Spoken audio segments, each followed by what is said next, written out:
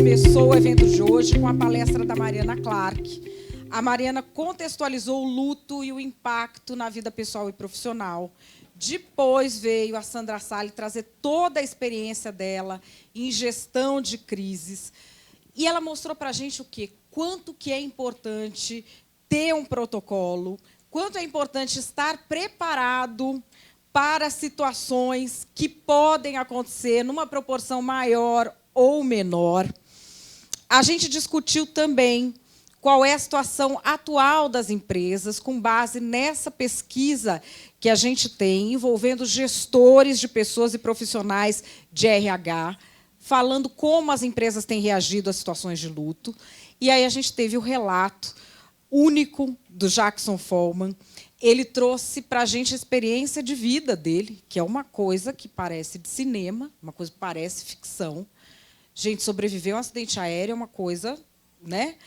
E aí ele vive em seguida 3 lutos: a perda de todos os amigos, a perda de um membro e a perda de uma carreira que estava decolando.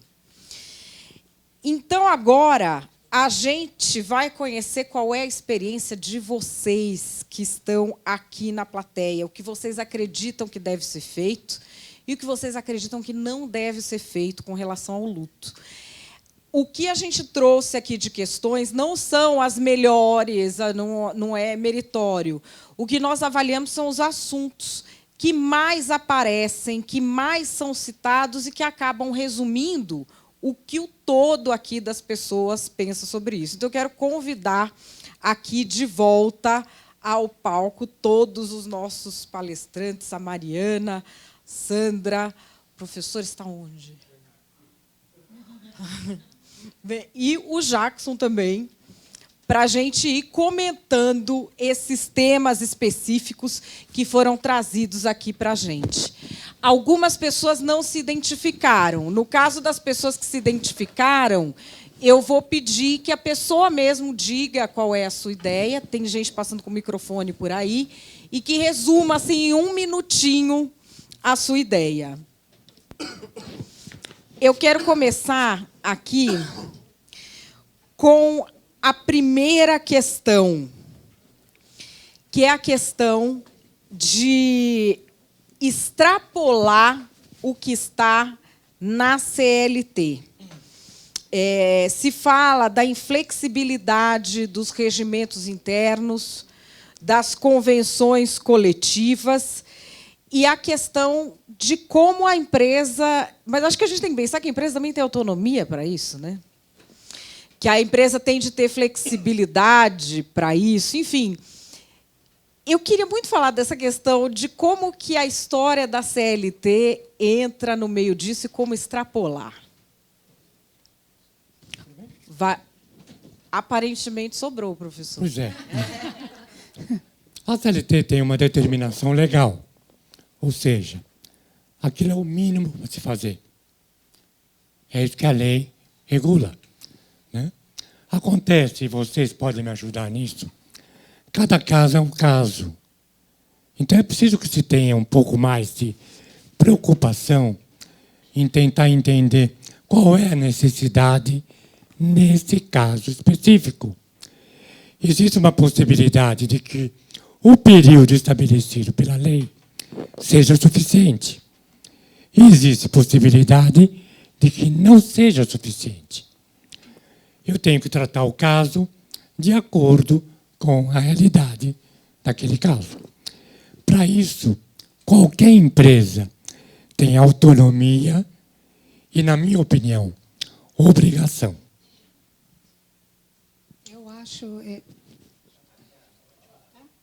É como ele falou, é uma exceção, mas realmente no caso, por exemplo, se for usar o exemplo no caso do meu marido, extrapolou totalmente. Porque, por exemplo, tinham trocado o carro dele naquele ano. Carro, modelo, me deram o carro. Chegaram, o carro é seu. Que obrigação eles tinham.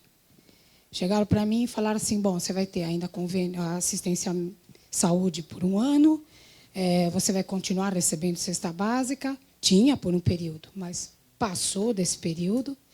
Então, tudo que eles entenderam que eles podiam ter como um gesto de de reconhecimento, ou de, enfim, respeito, eles fizeram. Lógico que eu convivo com N casos que raramente eu escuto algo como a empresa do meu marido agiu. Raramente. Agora, você tem casos e casos. Por exemplo, se a gente for falar de Brumadinho, né, você tem funcionários da Vale. Você tem gente até hoje que não foi reconhecida e era um funcionário da empresa. Como a Vale está lidando, para além da CLT, com todas essas famílias?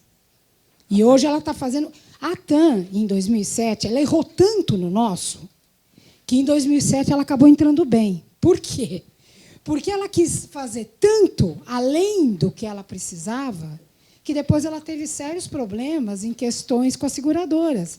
Porque ela começou a fazer demais e extrapolou toda a previsão orçamentária, entendeu? E aí as seguradoras, opa, direito de regresso, cara, vocês andaram gastando demais aí com esse povo. Porque os familiares abriam a boca, ela saía fazendo. Ela deduzia o que a família queria e já fazia. Além. Por quê? Por um erro anterior. Então, e depois outra, né? Ela veio 10 meses depois do acidente do Gol, que deu um banho de humanidade. Então, ela quis mostrar também que... Só que numa dessas, você vê como isso é muito caso a caso e proporção e acidente a acidente. Agora, eu queria, nessa questão, falar com você, Mariana, que a questão da Gol, eu acho que envolve algo que já apareceu aqui, que é a importância da alta liderança da empresa. Não sei se é muito duro isso que eu vou dizer, ter qualidades humanas, ter compaixão, saber olhar o outro e, principalmente, ser adulta e assumir a sua responsabilidade, que é algo que a gente vê comumente. A gente tem muito adolescente com mais de 40 anos no Brasil. E eu vejo, tanto em empresas muito antigas, quanto no universo que eu frequento mais agora, que é o de startup, você ouve o cara falar de empreendedorismo, de não sei o quê, de gente você não ouve. Ele vai fazer só de robô a empresa dele, que não vai nem ser programado o robô, que não vai ter que programe. Essa questão da qualidade humana, ela é realmente importante nas empresas hoje ou ainda é um conceito que já está surgindo nisso de extrapolar a CLT, de como enxergar o que as pessoas querem? Eu acho que a gente volta à questão do que a gente aprende nos livros e o que a gente não aprende nos livros, né? Então, quando a gente fala de possibilidades da gente encontrar lideranças em qualquer tipo de empresa, pequena, média, startup ou não, a gente está falando da possibilidade de poder capacitar essas pessoas, né? Um líder autorresponsável, responsável pela sua equipe, ele tem que ser capaz de ter um mínimo de autonomia e flexibilidade para, nessas ocasiões, ele poder extrapolar, sim, o que está na CLT e não ser punido por isso. Porque ele tem uma relação de confiança para cima, à medida que ele consegue estabelecer essa relação de confiança, e ele pode, dali para baixo, estabelecer, de repente, algumas questões que estão fora, de fato, daquela legislação. Então, conversa, né? Perguntar para a pessoa qual vai ser o melhor caminho. É possível? Puxa, eu acho que eu consigo tirar essa pessoa do trabalho dela durante um período X, que é um período calculado, que não vai afetar tanto a minha operação. Isso é sempre possível, gente, desde que a gente tenha conversa, desde que a gente tenha diálogo e desde que a gente tenha pessoas interessadas em conhecer a história do outro, né? Então, isso não estamos falando de empresa multinacional, de empresa que fatura milhões. A gente está falando do ser humano. A gente está falando de pessoas que são colocadas em cargo de lideranças e a gente sabe que, muitas vezes, elas caem de paraquedas numa posição dessa e não foram preparadas para isso. Mas o que também esses líderes estão fazendo para correr atrás e entender qual vai ser o melhor caminho para encontrar uma solução que seja viável e corresponsável, tanto dele quanto do indivíduo que está passando por esse processo. E aí eu acho que a gente entra bem na questão... Madalena, deixa eu só fazer uma observação. Diga, professor. Para responder a tua questão, eu queria ser muito enfático e talvez um pouco exagerado. Invistam em relacionamento. Esse é o futuro. Não tenham dúvida disso. É o que vai sobrar do ponto de vista de atuação profissional. Invistam em relacionamento. Não tenham dúvida. Eu acho que também complementa isso a questão que a Vânia, da Geotrem Treinamento, está aí. Vânia, resume aqui para gente, em um minutinho, a ação positiva que você colocou, que eu acho que tem tudo a ver com o que a gente está falando agora. Da liderança, você está falando? Isso.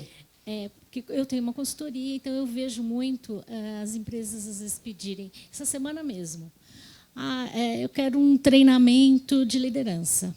Só que às vezes as empresas nem sabem por que estão pedindo isso. Então não conseguem identificar. E a gente percebe muito a falta de preparo dessa liderança. Então as empresas realmente precisam investir mais, principalmente nessa humanização que você falou.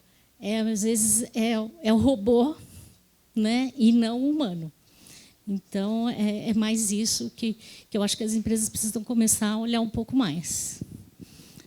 Bom, Jackson, no seu caso, você não podia mais ser goleiro.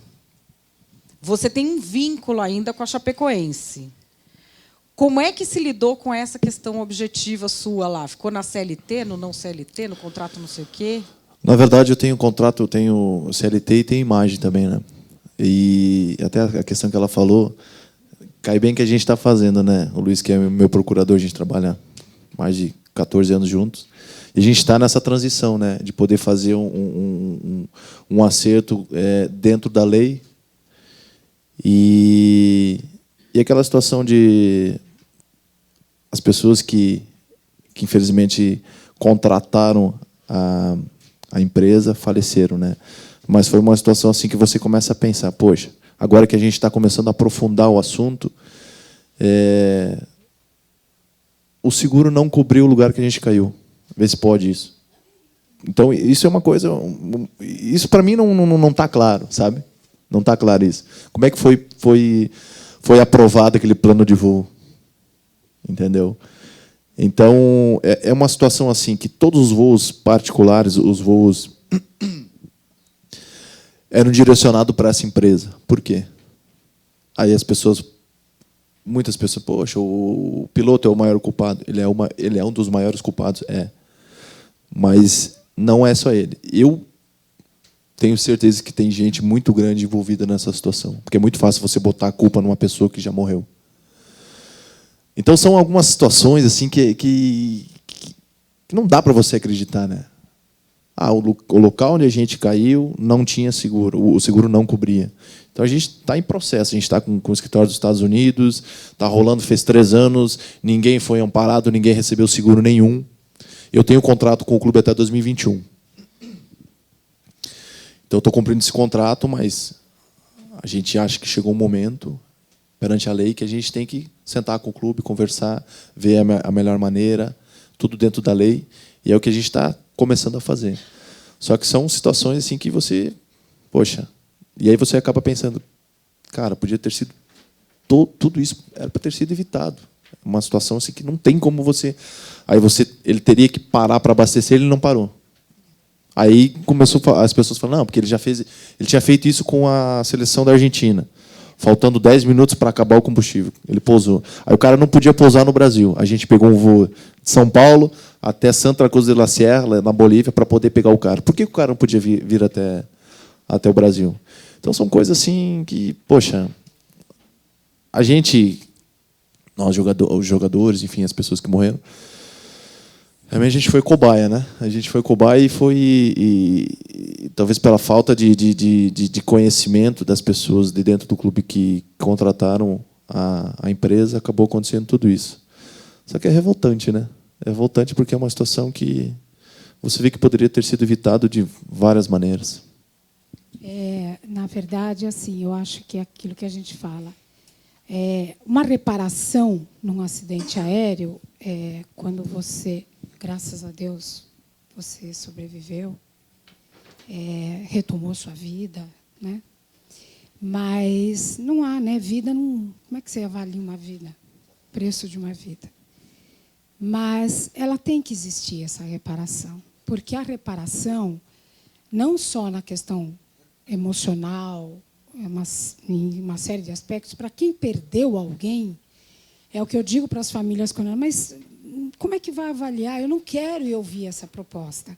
Vai dar um valor para a vida do meu filho? A seguradora vai chegar e falar, olha, temos uma proposta para você. Eu escuto isso muito de pai e mãe. Como é que eu vou sentar de frente para a seguradora, ele vai colocar lá uma proposta, dando um valor para o meu filho? E eu digo, é a sua forma de punir a empresa. Infelizmente. É a única forma de punir. Porque ela tem um seguro ok, mas ela depois vai ter que renovar essa pólice. E isso vai pesar, esse acidente, e muito. Um acidente são várias causas, nunca é uma causa só. Né? É um conjunto de fatores, mas a vida humana é aquela, e ela não há valor que pague. Eu sempre digo, o dano moral nosso é absolutamente, infinitamente maior que o dano material, óbvio. Porque o dano moral você não calcula, ele não é palpável. Não dá para dizer um número, esse número me basta. Não basta. É que você... Bom, vida que segue, de alguma forma eu preciso ter uma resposta, e você vai ouvir uma proposta. Né? E isso tem que ser num momento, não pode ser com pressa, né? A família, no momento que eles se consideram preparados para ouvir aquela proposta, eles vão e ouvem. Não tem que ter nenhuma pressão, enfim.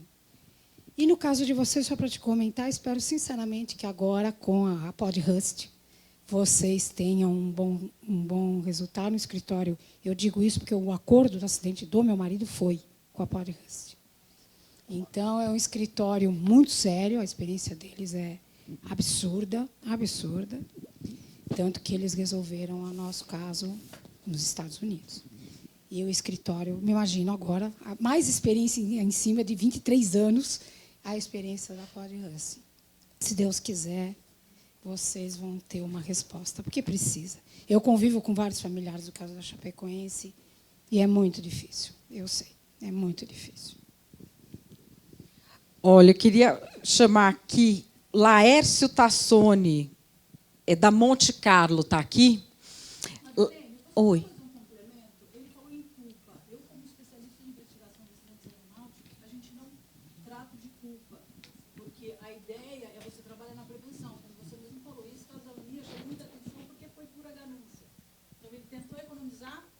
E aconteceu a tragédia. Então, o que a gente faz? A gente trabalha na prevenção. Então, a gente não culpa.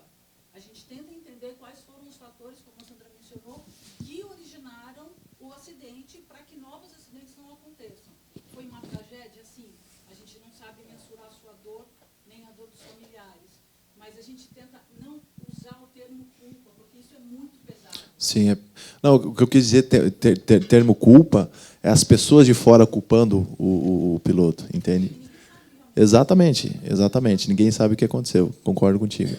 E também eu acho que essa questão toca numa coisa de fundo da nossa sociedade, que é o que os americanos chamam de willful blindness, que é a cegueira deliberada. Para que um acidente desse aconteça, você tem algumas ações e muitas omissões. Muita gente que podia ter falado e não falou nada para não arrumar encrenca, porque, infelizmente, na nossa sociedade, quem aponta alguma coisa errada, ele é o encrenqueiro. Então, mas você sabe que no meio aeronáutico usa-se o termo seguinte, acidente aéreo gestado. Sim.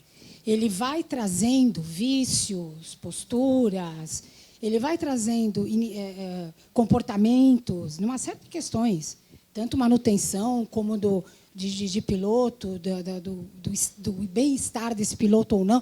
Você vai trazendo vícios que culminam num acidente. Deixa eu aproveitar um pouco essa deixa sua. Eu não tenho dúvida de que a solução passa pela liderança. Não tenho dúvida.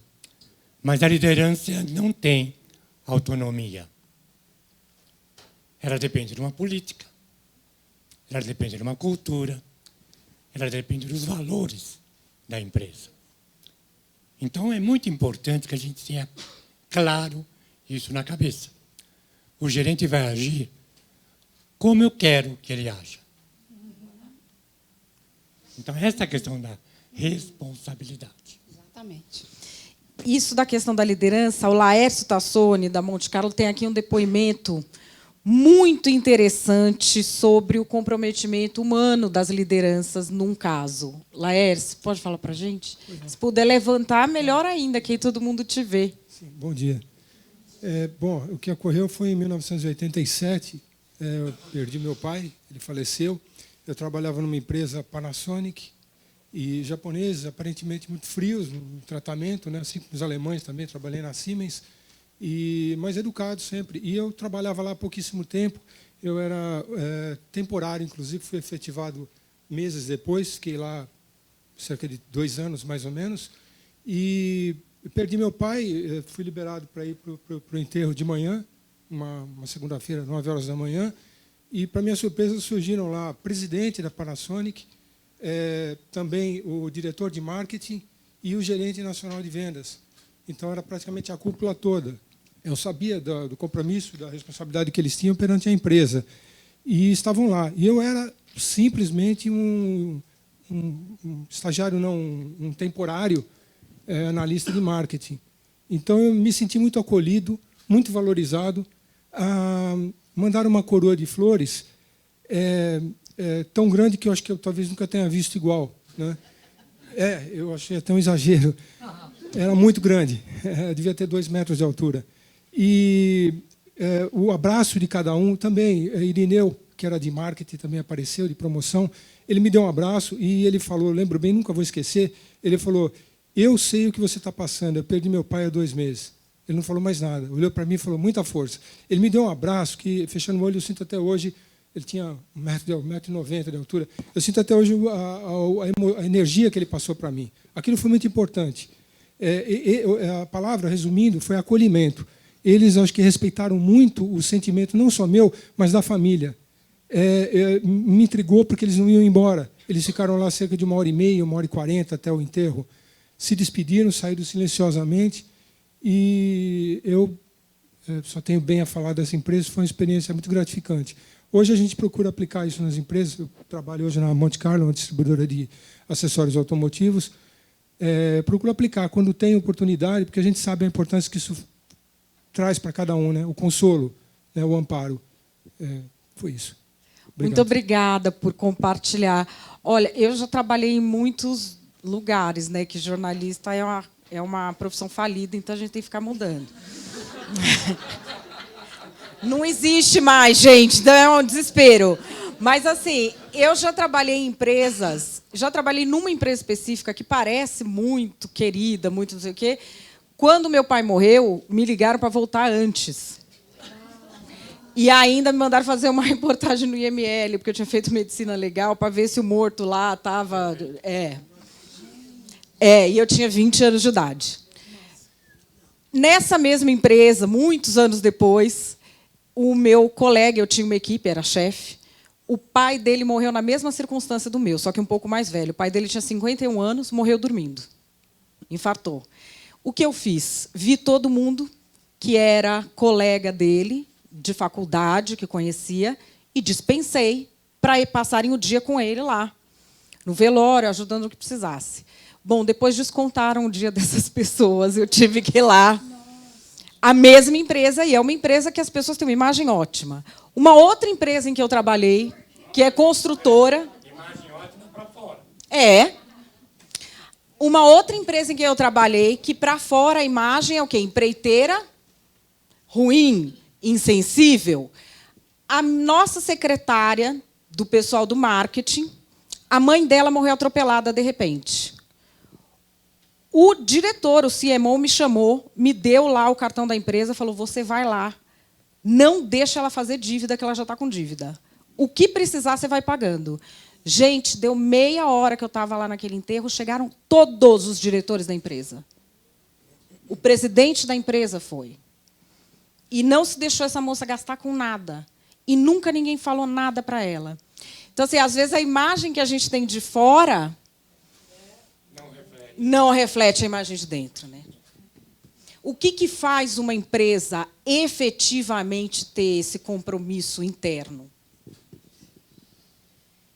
Muitas coisas, né? É multifatorial, eu acho. Assim, é a liderança, é a forma como essa empresa se comunica com o mercado, é a forma como essa empresa enxerga esse quadro de funcionários, o que essa liderança está querendo dizer. Eu acho que tem uma série de coisas, né? Não é simplesmente a gente fazer um programa de gestão do luto ou de gestão humanizado que vai resolver. Se as pessoas não estiverem engajadas para colocar aquilo em prática, a gente sabe que o programa fica na gaveta. Então, são movimentos muito... não são movimentos muito grandiosos, né? A gente está falando de coisas no dia a dia, pequenos movimentos que vão refletir. Eu, na minha equipe hoje, reflete o meu par amanhã, que também passa por uma situação similar. Eu já vivi essa experiência. O quanto que eu posso trocar com ele para falar, puxa, eu fiz isso, ajudou, não ajudou, atrapalhou. A empresa tem um processo, um protocolo. A gente consegue seguir, a gente consegue abrir exceção nesse caso, que é um caso atípico. Né? Então, se não tiver essa conversa, se não tiver esse diálogo, a gente não consegue dar esse passo. Né? Na minha opinião, fundamental é que as pessoas estejam abertas, bem intencionadas para dar esse passo. Senão, não tem protocolo que venha do presidente da Mundial, lá da Coreia, que vai dizer, porque essa é uma atitude dele, não é uma atitude que o presidente lá da Coreia mandou ele tomar. Né? Ele resolveu porque ele achou que era importante. Já tinha vivido essa experiência e sabia que para vocês era importante. E aí tem o presidente que vem, né, marcar presença num momento desse de dor. Essa liderança do meio vai se espelhar, falar, puxa, olha que legal, olha que movimento, olha que mensagem positiva. Né? Então, são mensagens e mensagens que a gente vai acumulando positivas e que a gente vai se espelhando e a gente vai querendo replicar. E isso reverbera de forma muito positiva. Né? Então, quando a gente fala do luto dentro das empresas, são duas dores. Né? É a dor de você perder alguém que você ama e a dor do desajuste social. Né? Que você tem que chegar na empresa e fica aquele clima. Né? As pessoas não sabem o que falar, tira a foto do filho, não tira, faz uma comoção, faz um quadro de memória. Se você tem um especialista, alguém que vai lá e te ajuda, e te orienta, fica tudo muito mais fácil, né? E muito mais verdadeiro. Né? Então, eu particularmente acredito que sejam movimentos pequenos e que fazem toda a diferença no ambiente corporativo. Como a gente comenta de um pedido de desculpa, uma palavrinha. Exato. Que causa um efeito... Inclusive nas escolas, né? Quer dizer, um aluno perde um pai. Como é que essa escola vai receber esse aluno de volta? Como é que esse professor está capacitado para receber um aluno que está enlutado? Essas crianças se comportam como? A escola tem que ser um lugar seguro. Alguém falou aqui de reassegurar, que tem medo de ser demitido. Talvez a Madeleine vai comentar. Quer dizer, esses ambientes precisam ser espaços onde a gente possa voltar e a gente se sente seguro que nada vai acontecer, gente. Né? Que a gente vai ser acolhido, que a gente vai ter um pouco de afeto, um pouco de amor, um pouco de abraço, um pouco de calor humano. Né? De novo, o lugar onde a gente fica mais tempo nas nossas vidas, que sejam ambientes minimamente gostosos da gente estar. Né? Dado que a gente passa essa quantidade de dor que a gente passa na vida, cada um com a sua. Né? Eu costumo falar que não tem dosador de dor. Né? A gente não pode jamais dizer que foi culpa, que não foi culpa, que o meu é pior, minha dor é pior do que a dele, ou não é. Todo mundo tem as suas. Né? Então, que a gente tenha sempre isso... Desculpa, professor. Desculpa. Que a gente tenha sempre isso em mente. Né? Quer dizer, não é julgar, a minha dor é maior do que a do outro, porque eu perdi um filho, mas o outro perdeu um pai. Gente, a gente não está falando disso. A gente está falando de indivíduos que sofrem dores ao longo da vida, consequências de dores e consequências de acúmulo de luto. E o que a gente vai fazer com isso dentro dos nossos ambientes pequenininhos, como que a gente vai fazer para reverberar isso de forma positiva e com afeto. Aqui tem uma questão nesse sentido. Deixa eu fazer uma observação aqui. Uma visão materialista, desculpa. Mas por que a empresa distribui lucro? Qual o objetivo? Envolvimento? Comprometimento? Tudo bem, gera isso. Mas o real objetivo é ter mais lucro. Então, eu vou cuidar do meu público interno, porque me interessa. Até financeiramente. Então, existe realmente um fator absolutamente concreto de eu fazer marketing para o mercado e de eu fazer marketing para o meu público interno também. Não estou tirando o fato emocional, mas eu estou trazendo para um raciocínio lógico, puramente raciocínio lógico. Você não precisa gostar, só precisa ter interesse. Mas é interessante, né? O seu exemplo, porque você tem hoje, estamos aí diante de um exemplo monumental, que é o caso Vale, que é reincidente. Está aí vendo o dinheiro dela escoar água abaixo diante desse absurdo que ela está tendo. Tem outras razões. Era uma questão que podia ter sido evitada, né? E aí, na hora que ela estava comentando sobre isso, é o que eu senti lá na Vale. Quer dizer, é muito difícil, em todos os casos também que eu lido, mesmo de acidente aéreo, o dono da empresa aérea ou coisa assim, quando ele erra, como ser humano, porque ele sabe que ele errou. Então, a arrogância da Vale e a postura dela na reunião estava nítido de uma defesa. Eu vou ser arrogante, porque aí eu inibo ela de falar umas verdades e tal. Então, eu sou impossível. Mas ele errou. Então, é difícil. Como que eles vão trabalhar essa questão humana, uma vez que eles têm que admitir que eles erraram? Isso é bem complicado. Aqui tem alguém que falou isso e não se identificou. Que a empresa, quando pede desculpa, ela pode ser vista como fraca, como mole, como complacente. A gente tem, eu acho, na nossa sociedade, uma ilusão de que a pessoa que demonstra insensibilidade ou agressividade é forte. E a que demonstra mais compaixão, mais empatia é a fraca. Minha família é húngara, todos os provérbios húngaros têm como base a observação de cachorro. Qual é o cachorro agressivo? É o pincher, gente.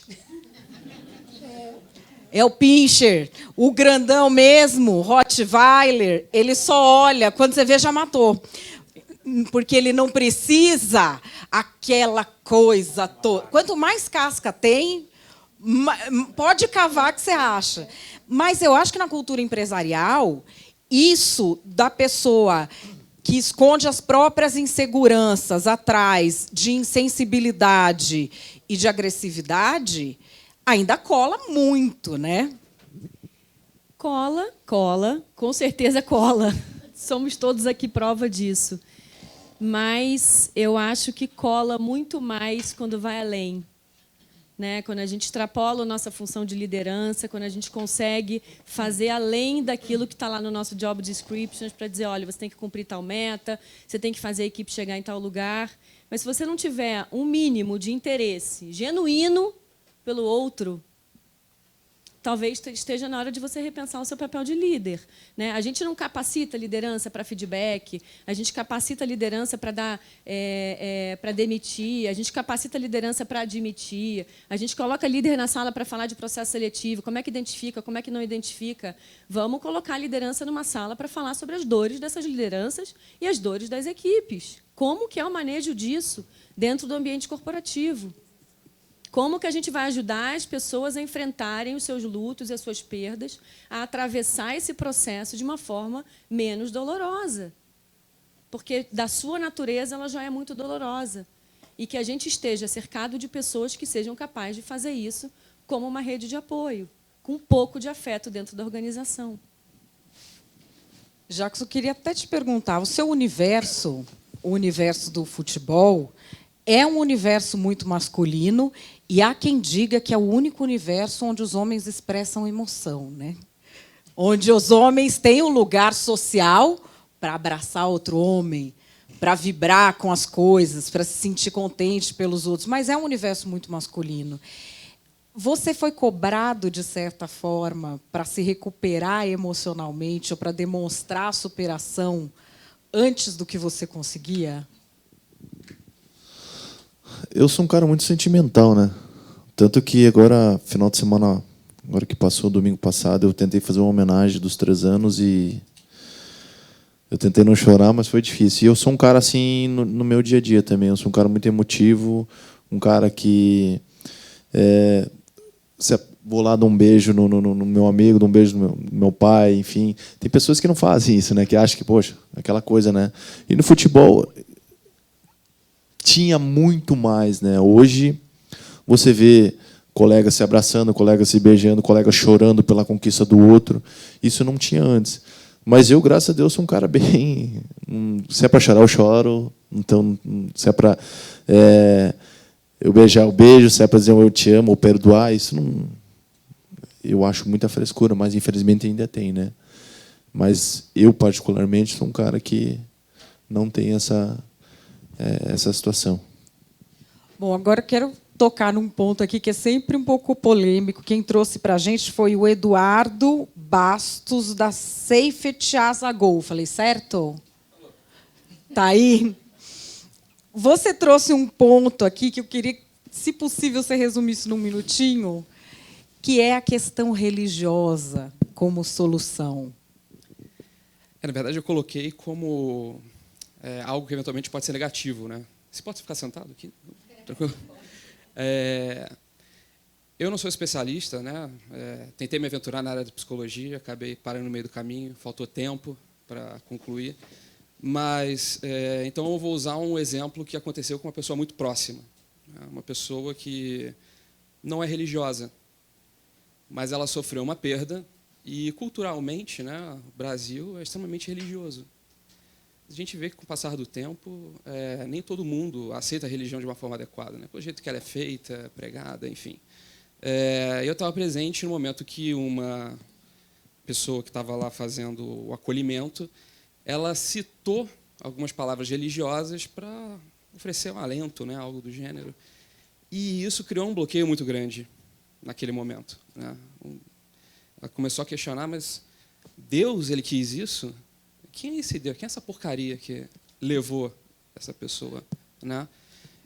Então, como era uma profissional, eu não sei, sinceramente, se isso é fomentado durante um treinamento para um voluntário, para a parte de serviço social, psicologia. Tomar muito cuidado, né? Reforçar muito essa questão do como eu vou usar a religião nesse momento, se eu devo usar, né?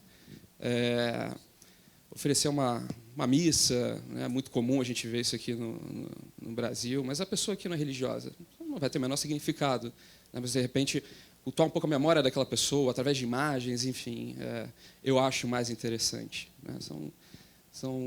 É basicamente isso que eu queria levantar, porque eu acho muito importante. Eu acho que é perfeito o seu ponto. Eu acho que a gente tem uma tendência a falar para o outro o que é bom para a gente, né? E a espiritualidade ou a religião, ela funciona muito como um fator de proteção para algumas pessoas, mas não para todas, né? Ainda mais quando a gente fala de acidentes trágicos, de mortes súbitas, a gente o primeiro passo é você ficar com raiva de Deus. Claro, né? Fui escolhida. Por que eu fui escolhida? Né? Então, cada um tem a sua religião, né? Então, não é protocolo de treinamento, em hipótese alguma. Identificar que a pessoa tem uma fé, isso é muito bom.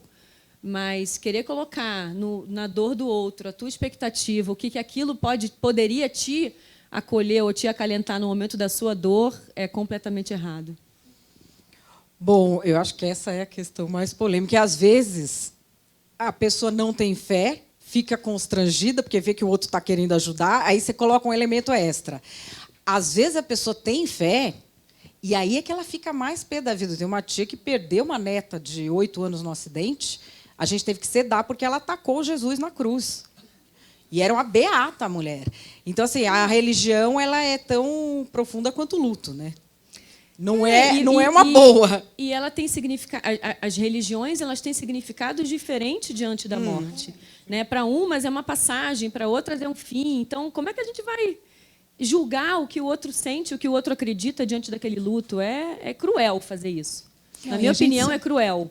E a gente sabe que, até em função das religiões haverem vários tipos, né, as formas de se expressar, como a pessoa que está alguém que é super católico, enfim, e chega alguém naquele momento para dizer alguma coisa. Então a gente ouve coisas, né? Você fala, meu Deus, perdeu a chance de, né?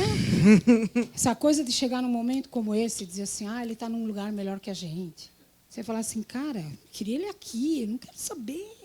Né? Vai passar. Vai passar. Como assim vai passar, sabe, gente? assim, eu ouvi não direto. Vai passar. E eu quero que essa dor fique aqui. Um dia ela vai passar, mas e chegavam não é a hora, né, de passar. 23 anos atrás, chegavam para mim e disseram, não, você vai ver, um dia você vai conhecer alguém. Que vai... Eu falei, cara, sabe aquela coisa? Gente, eu amo o meu marido. Sabe, como é que você fala uma coisa dessa? Então, a coisa da religião, e essa coisa de ficar de mal, eu concordo totalmente com você, porque eu fiquei muito de mal. Os meus filhos são adotivos. E sempre souberam. Nós nunca escondemos. Então, para o meu filho de 7 anos, que ele já tinha... Foi um terror, porque... Mãe, quando eu ganho uma família, levaram meu pai. Assim. Então, você fica muito de mal. Você fica muito de mal. Porque... Sabe, você vai lá e fala assim, carinha, escuta, qual a tua, meu? Né? Ele tinha que passar por isso. Por ele. Né? E você quer ajudar, e como? Cadê essa resposta? Então, você fica de mal, sim, você se revolta, enfim. Mas você também busca respostas e, lógico. E a gente continua aqui nessa busca, agradecendo muito a vocês que vieram aqui. Nós vamos fazer o encerramento do evento agora. O Alan Lopes, que é advogado, diretor jurídico da Best Homenagens, vai vir aqui para fazer um encerramento de tudo que a gente viu hoje. Quero agradecer muito a vocês todos que palestraram aqui, professor pelo estudo, Jackson por dividir a sua experiência com a gente. Valeu!